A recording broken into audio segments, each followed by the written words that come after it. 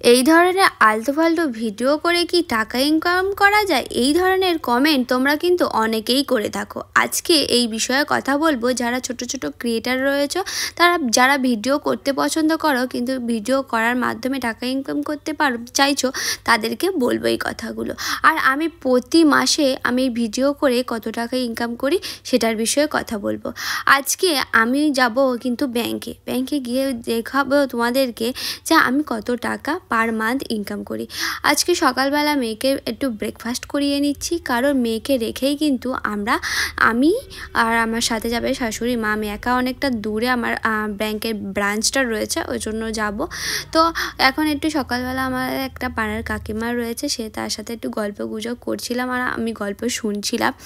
আর তোমাদের সাথে আর একটা কথা বলি, যারা ছোট ছোট ক্রিয়েটাররা রয়েছে, ভিডিও করতে ভালোবাসো আর তোমাদের চ্যানেল মনিটাইজেশন হচ্ছে না, তো তাদেরকে আমি একটা কথা বলি, তোমাদেরকে ভিডিওর ওপর কনসেন্ট্রেট করতে হবে। মানে তোমার যেই ভিডিওটা করতে চাইছো সেই কন্টেন্টটা কিন্তু ভালো করে ক্রিয়েট করতে হবে। আর তোমাদেরকে দেখতে হবে তোমার কোন কন্টেন্টটা ভিউয়ার্সরা বেশি পছন্দ করছে।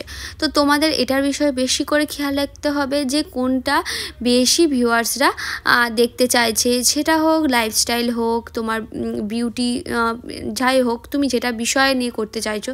যেমন ধর আমি লাইফস্টাইল, আমি ভিডিও ব্লগ করি, তো সেরকমভাবেই আমার যেমন কন্টেন্ট আমি সেরকমভাবে তোমাদের সামনে ক্রিয়েট করে থাকি। তো এবার আমি রেডি হয়ে গেছি, আমি কিন্তু যাব একটা কাজে। তো এখান থেকে আমি গাড়ির জন্য দাঁড়িয়ে রয়েছে, আমার শাশুড়ি মা আমার সাথে যাবে আর আমার মেয়েকে রেখেই যাচ্ছি, কারণ মেয়েকে গেলে আর ব্যাংকের বিষয় তো একটু দেরি হতে পারে আর অনেকটা দূর। আমার শাশুড়ি মা বললো একা যেতে হবে না এই দুপুরবেলাতে, তো চল আমি তোর সাথে আমি যাব। তো সেরকমভাবে গাড়িতে উঠেও পড়েছি। আর এই সাইডটা আসলে না এত মাঠ আর এত ফাঁকা নির্জন যে কি ভালো যে লাগে। এই দিকটায় আসলেই বোঝা যায় যে গ্রামটা কত সুন্দর হয়, গ্রামগুলো কত সুন্দর দেখতেও লাগে।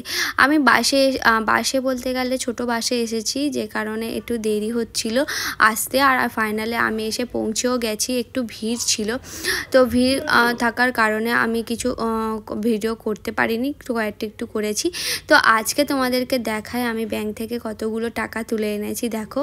আর আমি এ মাসের আমার পেমেন্ট পেয়েছি প্রায় 30,000 টাকার মতো। তো দেখো এখানে আমি তোমাদেরকে দেখাচ্ছিলাম। তো তোমাদের এই বিষয়টা কথা বলি, অনেকেই আমাকে বলে থাকো যে এই ফালতু ভিডিও করে কি লাভ। তো আমি কিন্তু একটা জায়গায় পৌঁছে গেছি, আশা করি সেই জায়গায় যারা কমেন্ট করো যে কি ফালতু মেয়ে একটা এরকম ভিডিও করো, তোমরা কিন্তু কখনো এই জায়গায় আসতে পারবে না। আমি ঠিক বললাম তো বন্ধুরা? তোমরাই